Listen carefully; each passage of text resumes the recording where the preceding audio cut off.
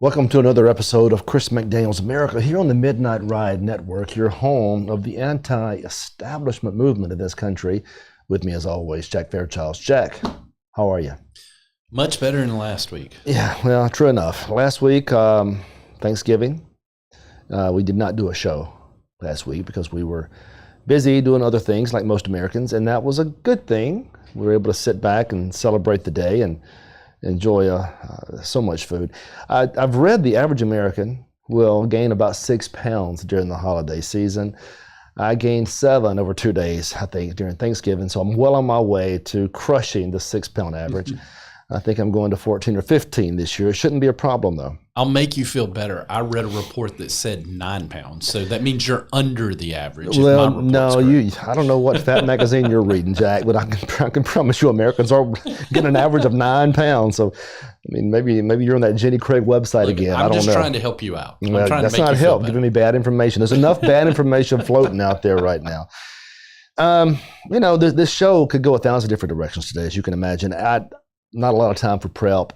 What you're going to get is just roughly an hour, maybe less, of just random off-the-cuff thoughts on politics, life, maybe even football. But the first thing I want to talk about, Jack, now hear me out here. There's a tendency in this country now for hyperbole to control our communication. Everything is dramatic. Have you noticed? Everything. Everything, yeah. If there's a rainstorm, it's no longer just a rainstorm. It's a atmospheric tsunami. We don't have snowstorms. We have snow cyclones now. Everything is dramatic. And I know the answer. I know why that is. We have so much clickbait out there now. Our attention is being pulled so many different directions. It's that the most unimaginable headline, the most dramatic headline, is the thing that gets the clicks. And when you factor in that a lot of folks are getting paid for those clicks, it just makes it worse and worse, because the guys on Twitter or X or whatever you call it now, it's always going to be pushing the envelope. And that's one of the reasons so much bad information is out there, because the more nefarious the headline, the more outrageous the headline, the more clicks we get. But I've noticed something over the last few days that's a bit concerning along that same vein. Did you see the news? President Joe Biden pardoned his son, Hunter. Yep. Was that a shock? I mean, did I miss? Of course he did. We predicted. Here's the thing. And the whole world has gone berserk over it, even the left. And I'll tell you why. The left isn't all of a sudden being law and order. If this was something they thought they could get away with without some precedent being set, which, by the way, there's not a precedent being set. I'll get to that in a second. The left is attacking Biden because they think Trump's going to use Biden's actions as justification for his own actions. Jack, look at me. Do you think Trump needs justification for his own actions? No. Do you think Donald Trump wakes up and says, I wasn't going to pardon the J6 protesters, but Biden now has opened the door? That's not the way he thinks. No. So let's talk about this pardon power for a bit and what's occurring and why it is that everybody has gone completely berserk. In fact, Jack, you always do a really good job of researching stories for the show. Mm-hmm. Many of which we cover. Sometimes we don't get to all of them. But I noticed in the first batch you sent, like 6 of the 9 were Hunter Biden stories. That's the big story. That's right. That's what I'm getting to. It's not your research that was bad. It's just that wherever you go, that's what everybody's talking about. I mean, do we talk about dogs when they bark, ducks when they quack, Biden when he pardons his son? It's the same thing. It was predictable. Let's talk about that for a second. Does anyone know the history of the pardon power in the United States? Has anybody ever taken a second to go look at the Constitution? I'm not talking about Fox News or CNN. I'm talking about the Constitution of the United States, and read what it says. Article 2, Section 2 spells out the presidential power. Well, here's what it says. The president has the authority to grant reprieves and pardons for offenses against the United States, except in cases of impeachment. Well, one of the reasons he can't forgive impeachment is because he would, it would be redundant. Nobody would ever be impeached because they would always just kind of pardon themselves.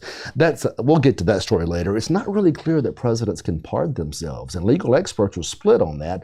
Some say yes, some say no. None have any real evidence because it's never been done, but that's a story for another day. Article 2, Section 2 is a broad application, a broad grant of presidential power. In fact, It's called plenary power. That's what the Supreme Court's called it, which means it's encompassing, it's broad, it's not subject to limitations. In fact, get this, Congress once tried to limit the pardon power of the president. The Supreme Court struck it down. It's not allowed. The Constitution doesn't give Congress the power to do that. It only gives the president the power to do that. So it's one of the broadest powers a president has, the pardon power. Let me bore you now. Do you know where it came from, Jack? It's English history, 7th century. They used to call it the prerogative of mercy. A king would use it from time to time, and it makes sense. The prerogative of mercy. The king ruled all, he did all. If he wanted to spare somebody from a crime, he certainly could. Now, get this, trivia buffs. Who do you think at the Constitutional Convention proposed this pardon power for the presidency? Cue the Jeopardy music. Who was it way back in the day, Constitutional Convention, that would have been so enamored with presidential power that he wanted to give the president more power? Only one founding father comes to mind. That's Alexander Hamilton. You've probably seen the play. That has nothing to do with Alexander Hamilton. Alexander Hamilton was the lover of all things centralized authority. When compared to Jefferson, he would have been your first big government statist of the founding fathers, and he really liked presidential authority and power. Most of the founding fathers did not. Jefferson and his ilk, none of which did. They thought the president should have very few powers, very limited powers, but no, leave it to Hamilton. He proposed this, and there was a debate at the convention, or at the when they were debating whether or not to adopt this provision. And one of the questions came up: what about treason? Good question. And they worked around it as best they could, and that did not stop the phrase or the power from being adopted by Congress. And sure enough, it found its way into the Constitution. Remember, Hamilton liked the expansive power. Most of the founders did not. And if you go back in history, even William Blackstone, who was an early jurist, English jurist, he once said that you really don't want to give the same power to the same man to decide who's guilty and then who's innocent. Seem contrary to principles of liberty and freedom. But again, leave it to Hamilton to give the president that much power. So the president's had this power for an awfully long time, and we've seen it exercised in a whole bunch of ways. Now, you might remember Richard Nixon. He got in trouble. A little bit. But before he got in trouble, he was president. Remember that? I do. Do you know he basically pardoned Jimmy Hoffa? People didn't realize that. I think I did know that, but I think I'd forgotten that. And there's a long line of very strange presidential pardons. Now, keep in mind, it can be a pardon, a clemency. They can commute a sentence. There's little nuances that they can do, all part of that same phrase. They're empowered. And by the way, the power is not limited except in a couple of 3 ways. I think the first way is a crime has to be committed. Mm-hmm. Now get this. The crime can be committed, but not yet indicted, arrested, or prosecuted. Isn't that crazy? So let's just say a crime is committed, and at that stage, he can be pardoned even before the indictment or before the prosecution. Wow. Isn't that wild? Number 2, it's only for federal offenses. President has power over federal offenses, not necessarily state offenses. And of course, the third most obvious thing he can't do is pardon an impeachment proceeding, right? Outside of that, it's pretty broad. George Washington used it. 1795, you may have heard of the Whiskey Rebellion. He decided to exercise pardon power there to let those folks go. Thomas Jefferson did it. For good reason. He said that all those folks prosecuted under the Alien and Sedition Acts were wrongfully prosecuted. He let them go. You know, he was right. He was. It was one of the Adams thing. You know, Adams was such a monarchist in his own way, and he was so, I know, I'm not supposed to talk about John Adams. Everybody loves John Adams. There was a miniseries about him, HBO, but he had so many monarchist tendencies. He was an old Englishman, and that's okay. I mean, he was a good founding father for the most part and did really good things. But you know, passing or helping to push through the Alien and Sedition Acts was basically penalizing speech and thought. And Jefferson ridiculed and attacked it all he could. And then, when he became president, pardoned all of those that had been convicted. You might remember Lincoln used it. Basically clemency for desertions from the Confederate Army. Andrew Johnson pardoned Jefferson Davis. Yep. Pretty controversial one there. right? And so you see this all throughout history. And then Gerald Ford, of course, after Nixon took his action, Gerald Ford pardoned Richard Nixon. And you know, Gerald Ford, this is going to blow your mind. Do you know when he pardoned Nixon, his approval rating dropped 20 points in a week? Wow. Isn't that crazy? And I guess he thought, I'm Gerald Ford, what can they do? It's one of the reasons he was a one-termer. They can elect Jimmy Carter. We'll show you. Of course, there wasn't much discernible difference between Gerald Ford and Jimmy Carter. No. Ford being one of the moderate Northeastern establishment style Republicans, and Carter being a Southern Democrat. There are probably very few differences, but the people saw fit to give us peanut farmer. Yep. Okay, so I'm going through all this, and you know the history. Now you know that it's been around a while. Now you know that presidents have often done it. And by the way, a lot of times. Yeah, and some very questionable pardons throughout the years if you go back and look at every president. Barack Obama blew it out between the clemencies and the commutations and the various other powers that he had. I think he leads the record of the most presidential pardons type powers to be exercised. Shouldn't surprise many people. He's a very forgiving soul. He probably let out every radical lefty he could. Story of our lives. But let's just go through some of these things, okay? Because remember, people went crazy when Biden did this. Bill Clinton, he pardoned on his last day a commodities trailer who fled the U.S. to avoid charges of tax evasion, fraud, and racketeering. Do you know why he pardoned that guy, Mark Rich? Because Rich's ex-wife was a donor to the Democratic Party. Of course. And the Clinton's library. Must be nice. Must be is. nice. I'm building a library. I need to raise a few $1 million. If you'll help me, I'll pardon you, or I'll pardon your husband, right? Must be nice. So obviously it was favoritism and donations that got that pardon. H.W. Bush, 6 individuals, including Caspar Weinberger, remember? He pardoned all those guys, or most of them, that were involved with the Iran-Contra affairs. Heavily criticized. Donald Trump pardoned sheriff out there in Arizona. Remember old Joe? Oh, yeah, Sheriff Joe. He was convicted of criminal contempt for defying a court order to stop racial profiling. He was pardoned. Roger Stone, Paul Manafort, all pardoned by Trump. But the most unusual pardon was Charles Kushner. Yep. Family. Now you're getting it. Yep. I'm just trying to understand the outrage, because when our guys do it, it's justice. But when their guys do it, it's actually a violation of law and order. But get this, you want to hear the real trick? Is it a violation of law and order? What's our supreme document what's our supreme law of the land? Constitution. And it's very consistent with law and order. Yeah, you may not like it. He has the right to, and I said this on an episode I put out on Monday where I said, look, he's a dad, and I understand, and that's why I always expected the pardon to come. I think where people are justified in being annoyed at Biden is the fact that he lied and said he wouldn't do it. But I never bought into the lie. I always knew. I knew this was going to happen. Put all that aside just for a second. We're outraged for 2 reasons. A, that it was his son. Yeah. And B, that he lied. Yeah.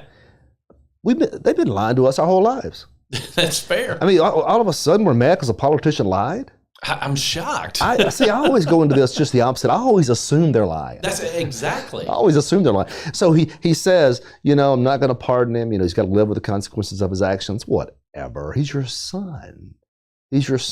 Now, add to that. Well, let's go back just for a second, because we never really talked about Charles Kushner. Now, you said family, because Jared Kushner is married into Trump's family, and he's one of Trump's advisors. Yeah. And Ivanka. And his father did some pretty shady stuff. First of all, he was convicted of tax evasion and witness tampering. Yeah. Did you ever get a hold of the story? He actually hired a prostitute to seduce. I want to get these family members correct, but he hired a prostitute to seduce, I think it was his sister's brother, filmed it, and then tried to use it for extortion. Wow. Okay, that was pardoned. I guess we think that's okay. Whatever. The point I'm making, I'm not passing judgment. I don't like Biden. I don't like his son. I think they're all dirty to the core, and I've said that from day one, but I'm just caught up in all this outrage. And I guess here's my issue. I just wish we found our collective outrage on the issues that really mattered. Where's this outrage with the national debt about to cripple our economy? Where's this outrage with the growth of government after all these years? It seems like we get all pissed off about these things, which, by the way, these are very consistent themes that have gone on for the last 200 years. And yet the issues that really should be on the forefront of our minds, nobody really talks about. Why is that? Are we so caught up in celebrity and names and structure that we ignore the policy? Because the policy here is clear. He had every right. I didn't like it. He had every right to do it. Yeah.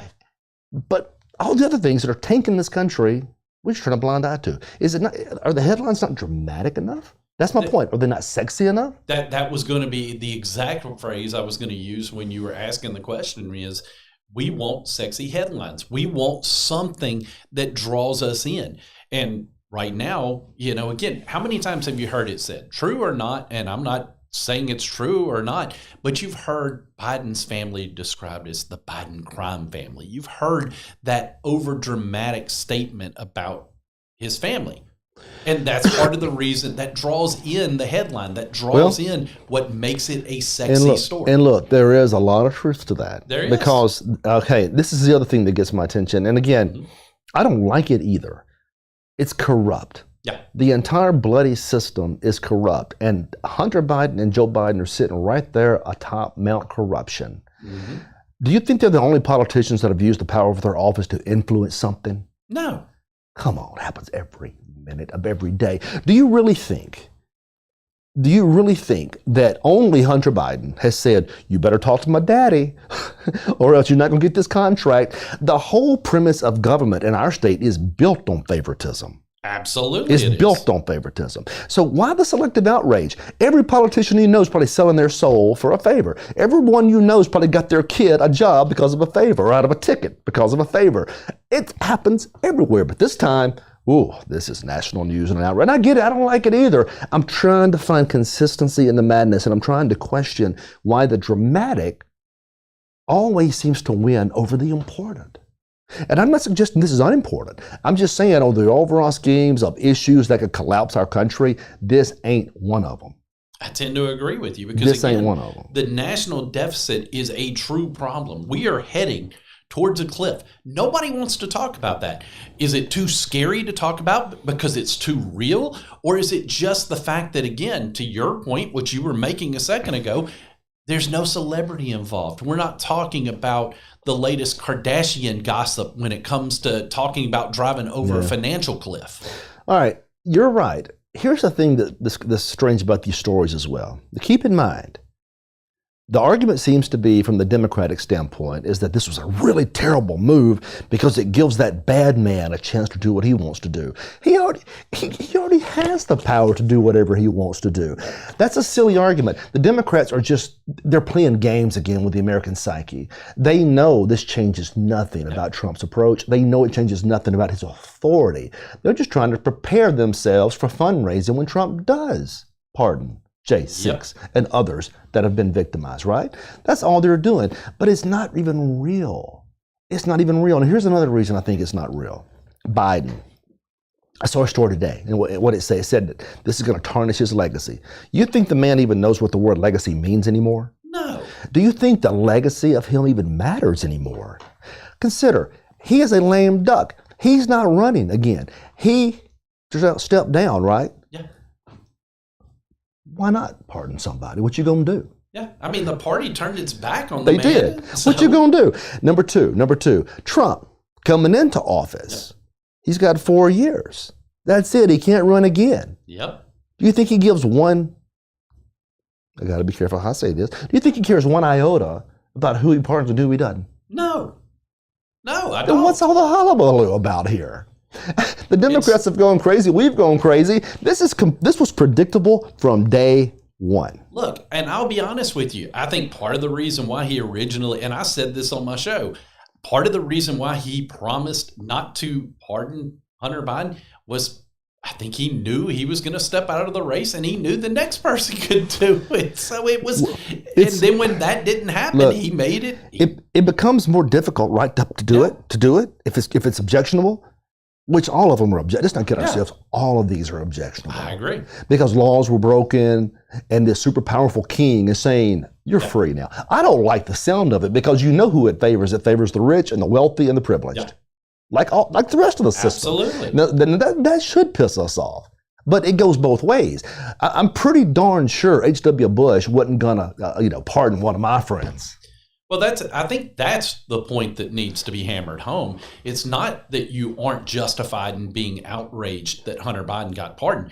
I think it's the fact, and I think this is the point you're trying to make, I think I'm hearing it loud and clear, is the fact that you should be outraged when both sides do it. Don't just sit back and be selective. We fall so much into the trap of red team versus blue team that we can't be honest with ourselves. And that's the problem. There's no critical thinking here. He had the power to do it. They've all had the power to do it. The question is, I think, Mr. Hamilton, should they have ever been given the power to do it? Why couldn't the Senate have been an oversight provision on this? Why couldn't Congress have been oversight on this? I think it should have. You let one man make these calls unilaterally, and we're all supposed to applaud that king? I don't like the idea of kings. I think Jefferson was right. That probably should not have been allowed in the first place. But it's there. And without political retribution, which neither man has that because they're each going to be term limited one way or the other. Well, not term limited, Biden stepped aside, but Trump's term limited either way, right? Yeah. So he's not going to walk into office and think, oh my goodness, I wonder what I can do with my pardon power. He's going to do whatever he wants to do. Yeah. And he's going to dare them to stop him, and they can't. There's nothing new. And that's perfect. I don't have a problem with any of it. I just want us to be consistent and maybe share some of our anger in other places like the national dadgum debt. Well, right? That's the biggest threat to our country, and nobody outside of us wants to talk about it. Again, and it goes back to what we've said countless times during this topic.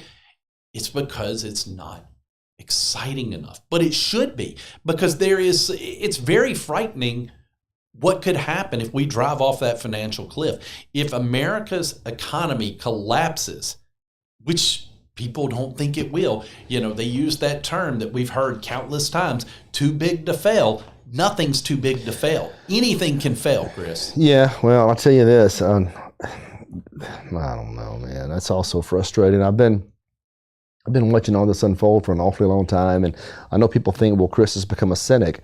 Yes. I think it's the very nature of conservatism to be suspicious of all government activities. Yes. And I think that sometimes when we turn a blind eye to our own and justify it as opposed to not the other, I think we run into a trap from time to time. I don't like any of it. And the pardon power inherently is for the rich. It's inherently for the wealthy. It's inherently for those that are privileged. It almost never benefits the common man. I don't know. But it's a power, nevertheless. And this was all completely predictable. Now, something else I want to talk about. Maybe time for a commercial almost. We're getting close. Getting close. Well, shoot, here's the thing. I've been watching these cabinet picks come through. Man, I know a lot of it is just drummed up liberal nonsense. Mm-hmm. But, when you select a lady for the Department of Labor who actually is very liberal and very much pro-union. It's it's concerning when you appoint Tulsi Gabbard to a cabinet position when she spent her entire life as an ultra-liberal Democrat. It's a bit concerning. The same can be said for our friend Mr. Kennedy, which I do agree with him on vaccines, and I agree with him on his healthy conscious lifestyle. Yeah. But that's probably 2 things out of 100 we agree on. Yep. And he's going to be one of the most powerful men now in Washington. So I think there's room to just ask questions about some of these cabinet positions. Yeah. But I will tell you what, there's been one. Here's what's going back to the point we were making. We were saying earlier that dramatic and celebrity gets all the news and the attention. Am I right? It does. So we've been talking about Kennedys and the Tulsi Gabbards of the world. Mm-hmm. And then God help us, I don't know, this defense minister with, the Fox News anchor. Yeah. Okay, dramatic, celebrity, right? Yeah. But there's one name nobody's talking about, Russell Vought. Have you ever heard of Russell Vought? The name's familiar, but refresh my memory. Russell Vought is one of the most conservative individuals in Washington, D.C. But he's not sexy. He's balding. He wears glasses. There's nothing dramatic about him. He doesn't take showers while his wife's hawking products. Did you see that? Which one was that? I must have missed this. Gee, where have you been? I had strep last week, so I celebrated Thanksgiving sick. Maybe I'm the only one that saw this. There was the other day, the Kennedy guy, you know. His wife is selling something. What's her name, Cheryl Hines? Yeah. Ultra liberal. Ultra liberal. Well, it was the darndest commercial for an ad I've ever seen in my life. I don't know. She's standing there in the restroom selling her product, and he's behind her taking a shower. Now, granted, it's blocked. Thank God it was blocked. It was blocked. Nobody could see, but that at some point it just gets weird. What? It just gets weird. I guess I don't. I guess there's a reason I didn't go into marketing, because I would have never pitched that as an ad. I'm not sure anybody pitched it. I think it was just an idea. It was a bad okay, one. so now I'm digressing once again because the ADD is kicking in once again. Going back to Russell Vought, a name nobody's ever heard of, a name that nobody is discussing.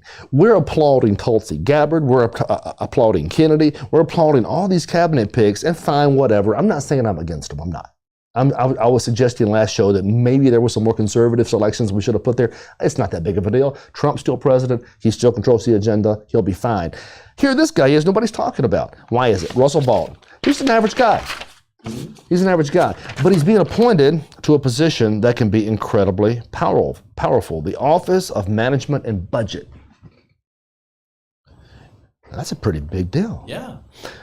So if he can initiate reforms from that position, if he can do it, he can single-handedly help reduce spending. He can single-handedly verify bad expenditures, eliminate those, and figure out ways to siphon money slowly but surely to the agencies where they don't overspend, where they don't abuse their power. And then you start reading some of the things he's proposed, and it's absolutely wonderful. This is Trump's best pick. It's the best one he's picked. He could do more positive things from this position than probably all the rest combined, and yet, again, nobody's talking about it. It's not dramatic. Well, most people probably don't even understand that that's a position that exists. I mean, so you take that into equation on top of everything else you mentioned. He's not a name that everybody knows. Nobody can name 3 departments. Nobody. No. I mean, you ask the average American, to name one Supreme Court justice, and they'll say Thurgood Marshall. Am I right? You're right. And they may miss that. Nobody knows these things. So the bottom line is he's having a position here that's got some influence and can actually do some differences. Now, you ask yourself, first of all, who is this man and what does he believe? He's been very outspoken. He called for shutting down the government rather than accepting that bipartisan stopgap funding bill. I like it. I'm all ready. Isn't that something? His quote was, "The Biden regulatory agenda comes to a grinding halt with a government shutdown." Let's do it. I was okay, it's got my attention. He called the 2023 debt ceiling and spending deal terrible. It was. It was. He backed Jim Jordan for Speaker of the House that year. His quote, "The American people deserve a speaker that represents them and not the D.C. cartel." Here we go. Who is this guy and why is nobody talking about him? Why isn't he taking a shower behind somebody selling the product? Because he's got more sense than to do that. Okay, so... And so it's just the beginning. He actually bashed when Mike Johnson cut that spending deal. Mm-hmm. He bashed Johnson. He said the spending deal was something Democrats were celebrating. He also was one of the architects of Project 2025. I'm surprised the Democrats haven't jumped on this yet. Well, the Democrats, they don't know who he is yet. But it's coming because... You just outed him. Well, here's what I love about it. When Project 2025 came about during the presidential campaign, Trump basically distanced himself from it. We were all like, what are you doing? But as karma would have it, and as luck would have it, and as Trump's wisdom would have it, he's now appointed one of the architects to this position. So you don't have to actually push it if he will push it from the position, right? It's actually, Trump is showing some brilliance with this appointment. So here we are, this His first idea, apportionments, and it goes to what I was talking about earlier. Right now, they push funds down to these bureaucrats that are there. Yeah. And what he's proposing is those bureaucrats are in charge of spending that money. But he's saying, don't give it to career bureaucrats, give it to political appointees. And that way you have some control over how they spend the money. The career bureaucrats are going to do whatever they have to do to empower themselves. The appointees are subject to being terminated or removed if they don't do what he asked or what the president asked. That's a really good move. Number two, he's proposing what's called administrative pay-as-you-go. And what that basically is that if you have, if you're an agency head, Yeah. and you're going to propose new spending, you're going to have to propose an offset too. I like it. Absolute things of beauty is what this is. It keeps them from overspending. They have to cut in order to spend on something different. Common sense. It's what we have to do every day. It's what we do every single day. Also, he's pushing for what's called regulatory rollback. He wants to step into the regulatory process, and he wants it to be as less burdensome as humanly imaginable. He said that. This is the guy. He can change things, and he's the right appointment for this position.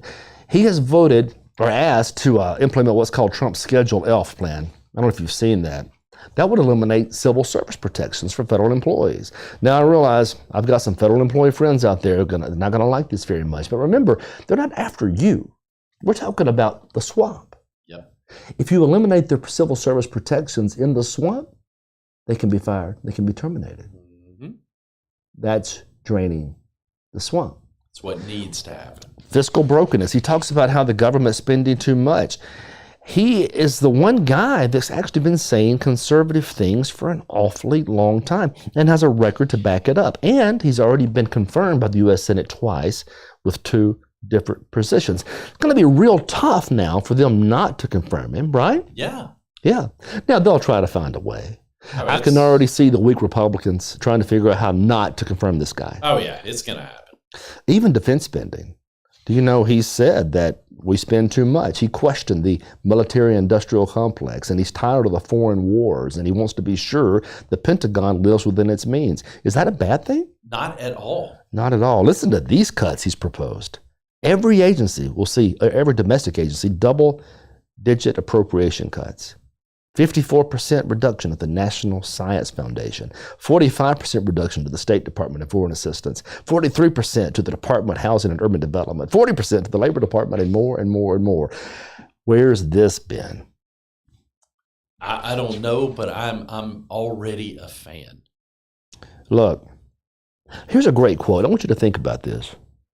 He's talking about government budgets, right?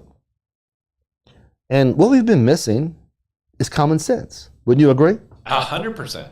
Listen to what he says here about government budgets and how it compares to us as just regular individuals. He says that when families get into trouble with their spending, like they don't mess with their mortgage right away. What do?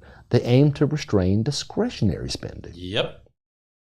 They eat out less. They shop less. They find cheaper ways of entertaining themselves. And that's what the American people expect of this government. Wow. His most consequential pick, the one that can do the most with the least, and nobody even knows his name. You see what's wrong with this country right now? Heck, it might be right because it means he'll get confirmed in this instance. I will say this, I think it's going to drive the liberals crazy. You know, I railed for years against Medicaid expansion because I told them time and time again that cuts were coming. Yep. And they've cut the federal Medicaid expenditures. The fallback would be to the states, and we have to make up the difference, which would necessitate tax increases for everybody. Yep. One of the first things he wants to cut is some of the Medicaid exchanges, over $2.2 trillion in cuts there. And that means that, you know, I was right, not to brag. But you don't have to be smart to predict what the government's going to do eventually because they couldn't afford the spending as it was. But here he is thinking about cutting it. Now, he is not going to cut Social Security, not going to cut Medicare. Good move. I love it. Good move. However, nutrition programs are going to face some cuts. Education is going to face cuts. Not state education. The teachers, this is the Department of Education, federally speaking. Abolish it. Abolish it. Long story short, going back to my original point of this show, we always follow the most dramatic.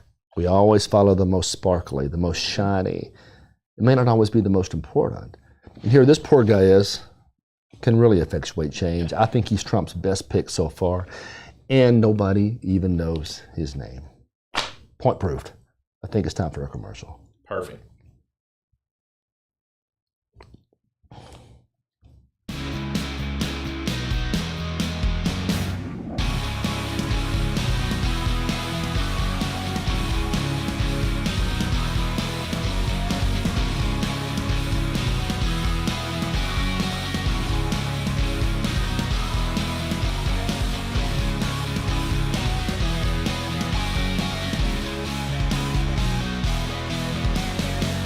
Escape to Pearl River Resort.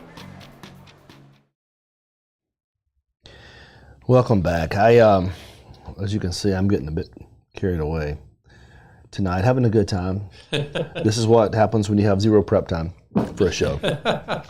It's coming across well, though. I'm enjoying it. Well, it remains to be seen. Look, you should see some of the right side episodes where I've had no time. I guarantee you this is way better put together than some of those. Much better than this. What this boils down to, if you want to kind of summarize what we're doing right now, what Trump is doing, which is a good thing. Trump is, so far, it's good. But the test is coming. Yeah. Because the DC folks, they're not going anywhere without a fight. No. The institutions, the lobbyists, the establishment, as we call them, they're entrenched. And hold on, and they're not going anywhere just because Trump steps into office. We saw this the first 4 years. He was 4 years there. We didn't get an awful lot done. There were some decent things he did, and thank God the left wasn't in control. But they blocked him a lot of ways, and in fact, they used him. Absolutely. You know, you think about Mitt Romney and Mitch McConnell and all those people he endorsed to help get them reelected. John McCain. And they all worked against him every step of the way. Mm-hmm. And they used him as cover for the rest of us, right? They hid behind him. Look at some of these senators. I'm not going to mention any names tonight, but you know who they are. They spend 3.5 years voting with the Democrats, and then they say, Trump, Trump, Trump, and people fall right into line. Absolutely they do. You know who I'm talking about. Absolutely. You know who I'm talking about. But here we are now with a man with more wisdom and experience in the swamp. We're hoping he can drain it. And nothing to lose since he can't run for re-election. Well, that's true. We're hoping he can drain it. But remember, we call this the deep state for something. We call it the establishment for something. And they're going to continue to exist even though they fail because the structure supports them. Yeah.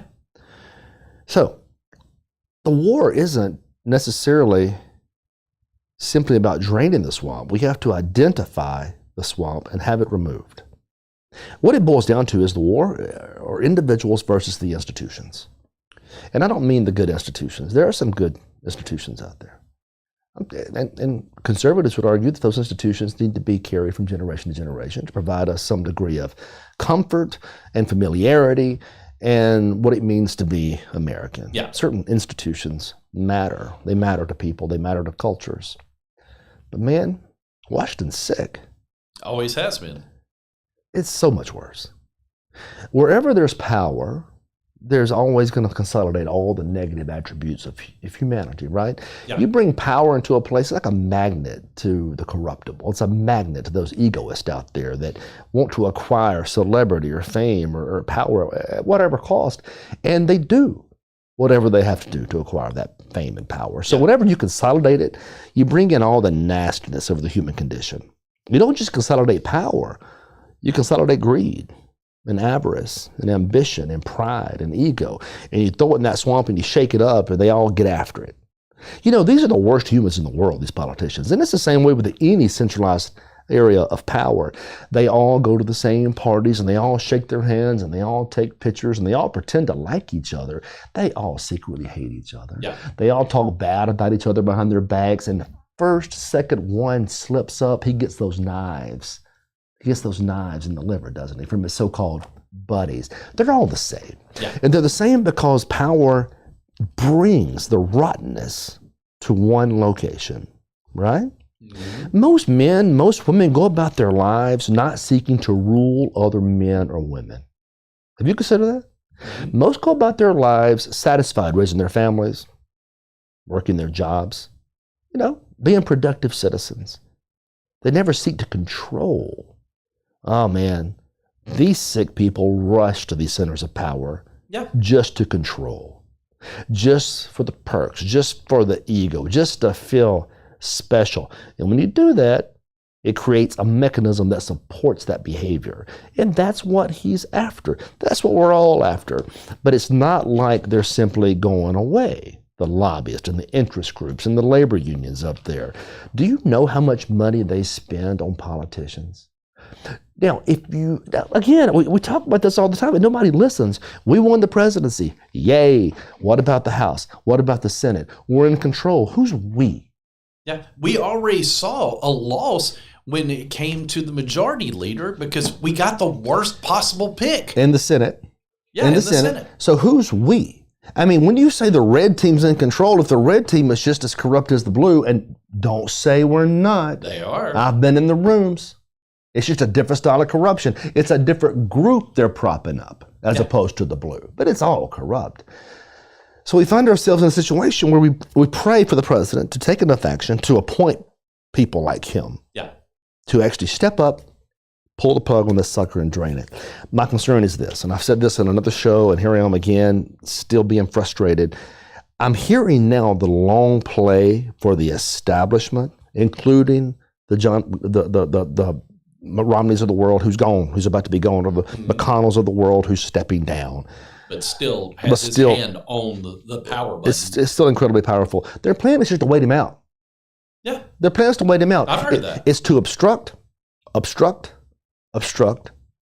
and in 4 years he'll be gone. Yep. And they still have their jobs. I pray the American people see that. I pray they're able to recognize that the mandate that was won in November had nothing to do with Mitch McConnell. The mandate that was won in November was all about people rallying behind a man who claims to be a disruptor. A disruptor. Yeah. That's what we need. Absolutely. It's more disruption. So here's the thing.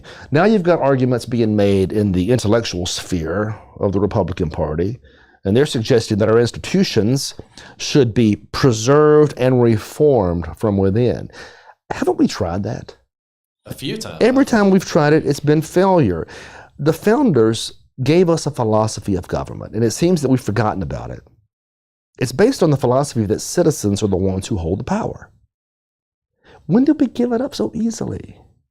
We fought like the devil to gain independence from a king, only then to trade our chains and give them to an elite in Washington, D.C. to tell us what we can eat, when we can eat, how to run our lives. It's disgusting. And I'm hoping this is the start of something. But man, if we go back to sleep and we don't stay focused, because the real fight's going to be the Congress and the Senate. That's where the fight's going to be. Yeah. What happens? 4 years of nothing? And realistically, Chris, if you go based on presidential trends, you probably only got 2 years, at least with one or maybe even both of those bodies. Because if you go back and you look at the history of presidential time in office, the party in power, when it comes to the midterms, typically loses. If they have both, they lose. That's a given. One. That's a given. Yeah. But not that here I am being pessimist again. When this is all said and done, we're going to have a single vote majority in the House. Yep. Single vote. Not much they can do anyway. I don't have to tell you what percentage of the Republicans are just as moderate as they can be. I mean, what you going to push through? What you going to pass with a single vote margin in the House? Nothing. Nothing. And you're not even going to be bold enough to try for the most part. But even if you do, it goes to the Senate where they're going to hide behind that 60-vote filibuster. Yep. You think Thune's going to do anything to interfere with that filibuster? Thune is there to make to sure maintain that it the filibuster. doesn't go away. So again, here we are now, just being pessimist. If they're trying to play the long game here and wait Trump out, then create obstructions in the House and say, I can hear it now. I sure wish we could have passed that. We needed 3 more votes. Or if you do pass it, it goes to the Senate. The Senate says, well, we wish we could have passed it, but the 60-vote filibuster's in the way. The point is, they better get serious about what they're doing behind the scenes, which is why I'm still high on this one appointment, because those are kind of the appointments that can get things done in D.C. Well, Chris, you say that we're pessimists, but I think we're realists. I mean, because I think we've seen it. We've seen behind the curtain. You've actually been in the room, so you've seen more than I have, but we've both seen behind the curtain. We've seen this game a time or two. And when these folks feel like they're in trouble, then you see them cry. I don't see them scattering at all right now. I don't think they feel like they're in trouble. I think that they have that game plan that you were talking about to wait him out, that they understand that this is a 4-year deal, that at the end of the 4 years, he'll be gone, they'll still be there, because they are banking on what always happens. The once every 4-year voters are going to go back to sleep because they won with Donald Trump. They're not going to pay attention to everything else, and we will continue to see failure because they're not going to hold them accountable. That's been a constant theme on this show for some time. The good news about all of this, if there is good news, is that all of a sudden our liberal friends have become states' rightist. And I mean, it's true. I mean, all these years we're talking about how states' rights and state sovereignty could play a role in combating federal abuses. Yeah. And all those years, the Democrats could not wrap their tiny minds around that concept. And the reason they couldn't wrap their tiny minds around the concept is because they acquire and want power more than anybody. Yep. A Democrat's nothing but a bigger brother looming over a smaller brother. And if you've ever seen that dynamic, and I have, the bigger brother's always trying to control the smaller brother. And that's how the Democrats see themselves. They are our guardian angels. They know what we should eat, when we should go to sleep, what's best for us, and they want to pass laws dictating that. They believe they can reshape society to their image. That's part of the problem. But now they're realizing, oh man, we lost again. Oh man, we didn't just lose the presidency, we lost the House, we lost the Senate. Oh man, what if he does start pushing through some of this stuff he's claiming? Oh man, maybe we should be states' rightist. Maybe we should talk about the 10th Amendment for the first time since, I don't know, the last time they did it in the 60s, right? That was a whole other wrong way of doing it back then. The point I'm making is that at least there's been some good news. Gavin Newsom, California, is proposing that he wants to get an additional $25 million from the state legislature. And he's going to do that to Trump-proof California. Mm-hmm. Well, I'm not sure what $25 million is going to do for a state the size of California. What's he buying Twinkies for the legislature? Is that the coffee budget? But anyway, the thing is, at least I like his thought process, because now they sense fear from that federal government they love so much. Yeah. And now maybe they're finally realizing that the true path to prosperity for all of us is to empower the states at the expense of the federal apparatus. And we do that by decentralizing the power and all that greed I talked about and all that avarice I talked about, decentralizing that power and bringing it back to the states where they can then self-govern. At least then we'll have peace in our time. Here's why. California, they can go, run off to the left all they want, and that's their business. Yeah. And if people like it, they can stay there. If they want a state like that, they can move there. But conversely, Mississippi, Texas, Alabama, Florida, if we want to be conservative, let us govern ourselves. The Democrats talk about democracy all the time, but that's the purest, most beautiful form of democracy. The more local it is, the easier it is to effectuate it and to control it. Consider. If a United States senator makes a really bad vote, and you're like, that son of a gun, I can't wait to get my hands on him, or whatever. Not to physically assault, to talk to him, right? Yeah. Good luck talking to him. Yeah, he's not coming home. Well, he's not going to come home. You got to go through 15 switchboard operators. You finally get to his office. There's a 19-year-old, very up-and-coming, eager politician there to talk to you. You're never going to talk to the senator. And so he's insulated from your popular outrage. Bring it closer to home. The more local you are, the politician, the more he has to be sensitive to your outrage, because now, instead of trying to call him on the phone, you're knocking on his front door. Yep. That gets their attention. So if you want the most pure, most beautiful form of a Republican style of a democracy, bring it local as much as possible, as much as imaginable, because then the people can control the ship. You can't control D.C. It's too far away. It's too dirty. It's too corrupt. They're pulling their own levers. Bring it locally. You can control it more easily. Here's something that you can do, Jack. Not just control it. You can sense the corruption more easily. Have you considered that? If something happens in D.C., we kind of sense the corruption, but we have a hard time kind of putting our finger on the corruption. Yeah, where's it coming from? If it happens locally, Well, it's Joe. Joe did that. Yeah. You can pinpoint it more easily, and so it gives you a better form of government. The entire Constitution was predicated on that idea. Local government where people maintain control. And for whatever reason, we advocated. We gave it up. And we got these nitwits up there in D.C. making these calls for us. At least now the Democrats are realizing that. For all the wrong reasons, but at least they're getting it. So if that's the case, why can't we bring back federalism as traditionally understood by our founders and give the powers back to these states and let them govern as they see fit? Washington should be as small as imaginable. As dysfunctional as it is, make it small purposefully. Most of its power, foreign affairs, right? Mm-hmm.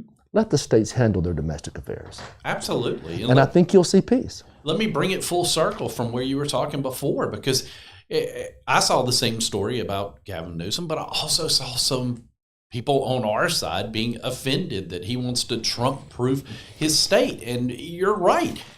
This is something that we have been begging for. Beautiful. Is we want to allow the states. So we don't have to agree with it. It's California. Let California govern the way California wants to. Think about the populist concept behind what they're saying. And you're right. There have been some people say, how dare they do this? Yeah.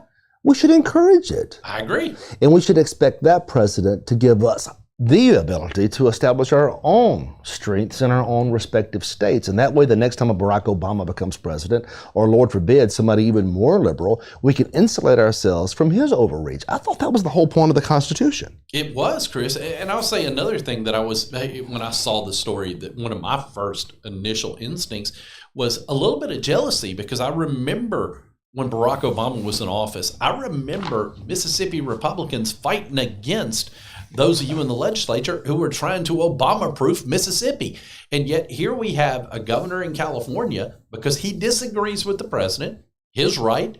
I think his state that voted overwhelmingly for the other guy in this, or gal in this instance, they're going to do what they think is right for their state. It is not the job of the federal government, no matter who controls it, to enforce its vision of this country on the states. No.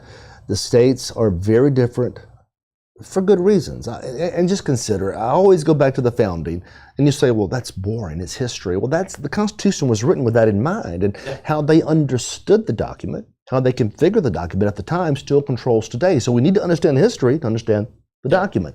Here's a quick history lesson. The people of Pennsylvania were very different than the people of Virginia. The people of Virginia were very different than those of Georgia, okay? The founders recognized that. And it dawned on them that a one-size-fits-all approach in that dynamic would create a series of disasters. So what did they do? They stepped back and they gave the federal government just a certain small list of powers. You can see it, it's right there in the Constitution. Go read it. It's in Article 3, right there. Just a little small set of what the feds can do. All other powers belong to the states. All. Yeah.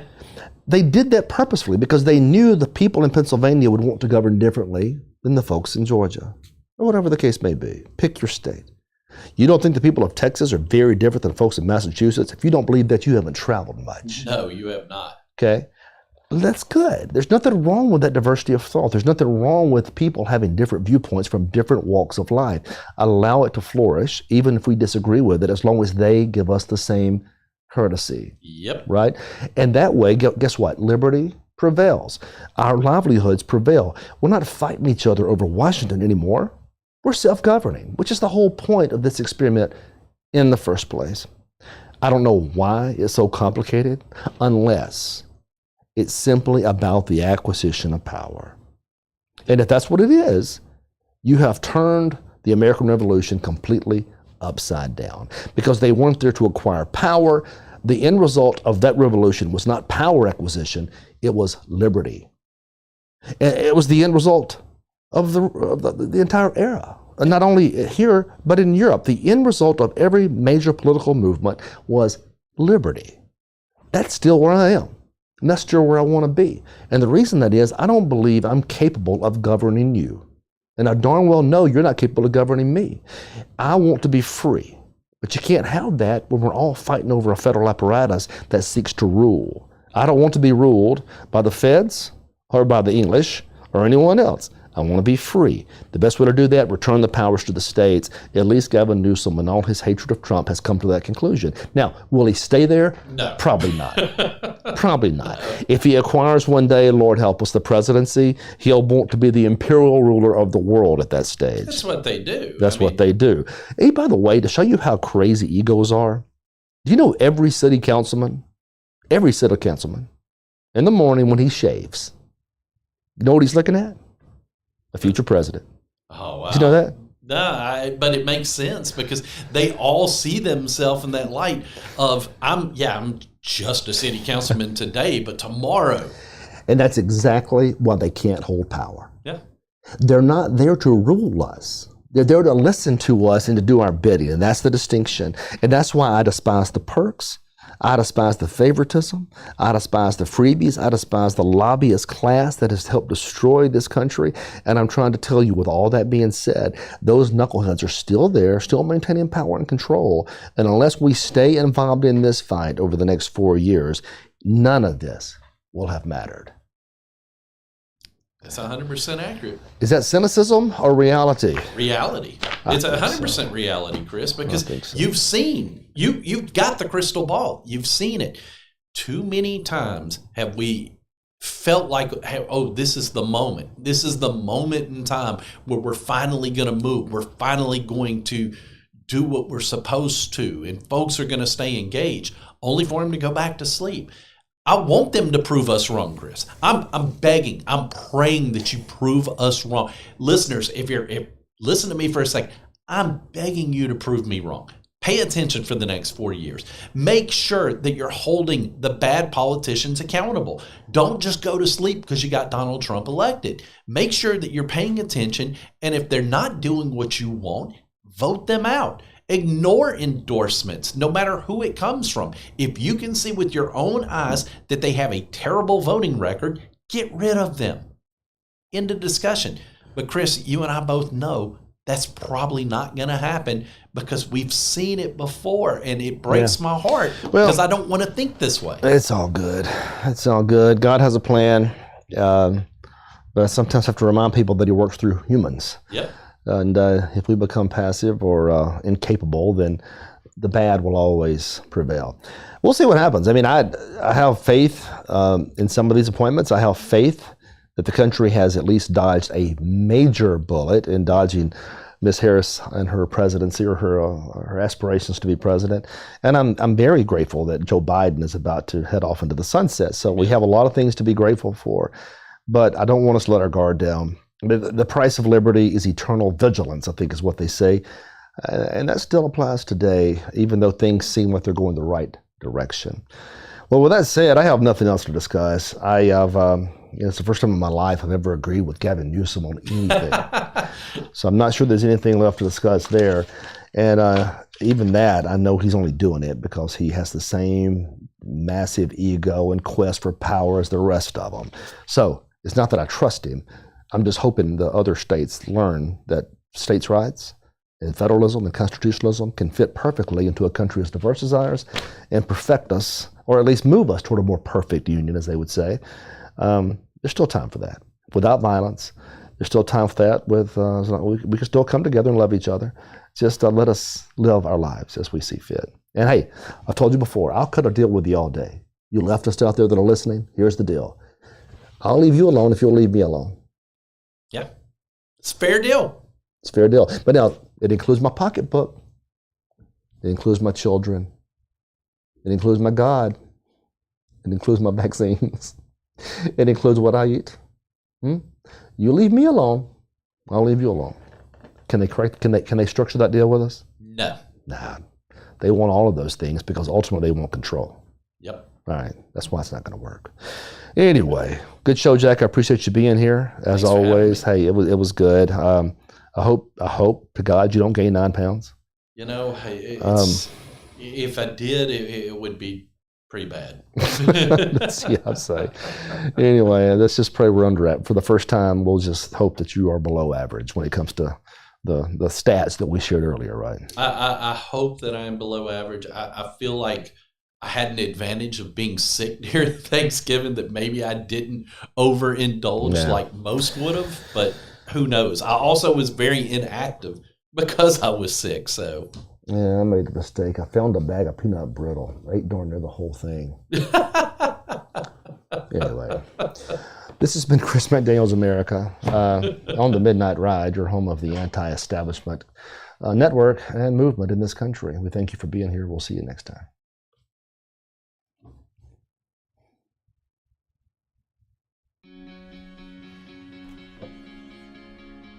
Looks like you've been sleeping well, Megan, he's back. The My Pillow guy. and you're looking good. Still feeling good. Well, just when you thought it couldn't get any better, we've got the best pillow ever, My Pillow 2.0.